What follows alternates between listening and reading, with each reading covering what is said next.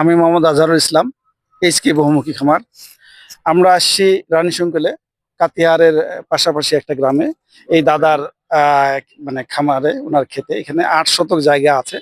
৮ শতক জায়গায় উনি ওনার পারিবারিক পুষ্টি চাহিদার জন্য যা যা দরকার সব কিছু আবাদ করছে প্রাকৃতিক পদ্ধতিতে।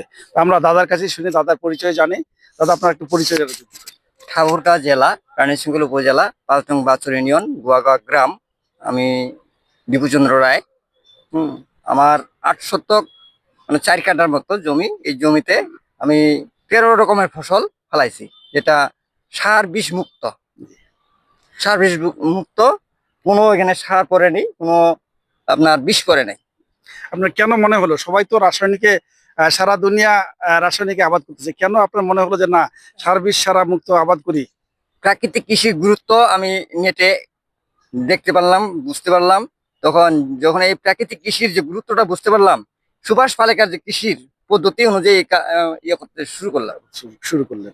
আপনার কি মনে হচ্ছে যে আপনি যে আবাদ করছেন, যে ফলন পাচ্ছেন, হ্যাঁ, প্রাকৃতিক পদ্ধতিতে সব ফসল হ্যাঁ, আবাদ হ্যাঁ, করা হ্যাঁ, সম্ভব? জি জি, সব ফসলে আবাদ করা সম্ভব। হ্যাঁ, কালকে আমার এই যে পেঁয়াজ থেকে একটা ঢেপ তুলে খাইছি। জি জি। একটা খাওয়ার পরে পরপরে আমি 5টা ঢেপ তুলে খাইছি। আমি ঢেপ গুলো খাই না।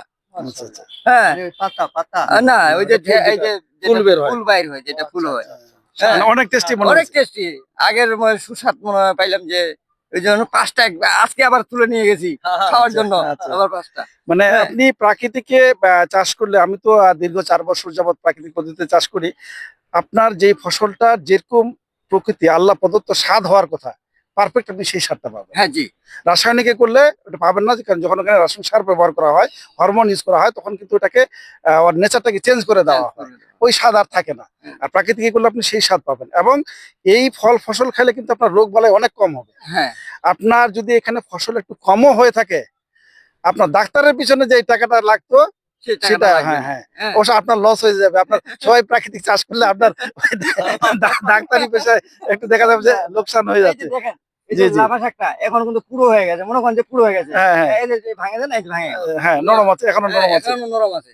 আর ওই যে রাসায়নিক দিয়ে করলে আপনার কিন্তু এটা শক্ত হইতো হয়ে না, যাবে, শক্ত হয়ে যাইতো, টুকতে পারতেন না।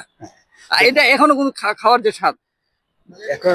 আচ্ছা, এখন তো আপনি যে আমাদের খামার থেকে 10 পাতার রস, হিউমাস এবং তরল জীবামৃত আনছিলেন, সেগুলা কি এই জমিতে প্রয়োগ করা হয়েছে? হ্যাঁ, হ্যাঁ, আপনাদের তরল যেগুলা নিয়ে আসছি, জি জি। তার সাথে আমি নিয়ে আসলাম আপনার ঘন জীবামৃত। আচ্ছা আচ্ছা। 2 কেজি নিয়ে আচ্ছা আসছিলাম। আচ্ছা, 2 কেজি নিয়ে আসছিলেন। 2 কেজি 2 নিয়ে কেজি আসছিলাম। ওই 2 কেজি আলুটা আলুতে দিছেন? আলুতে দিছি। হ্যাঁ, আলুতে দিয়ে আলুর চেহারা আপনার কি হ্যাঁ, মনে হচ্ছে যে 2 কেজি মাত্র দিচ্ছেন ওখানে, হ্যাঁ, দিয়ে আলুটা না, না, ভালো। ভালো হয়েছে? হ্যাঁ, তার মানে আপনার দর্শক শ্রোতা যারা ভিডিওটা দেখবে, তাদের জন্য কিছু বলার কি?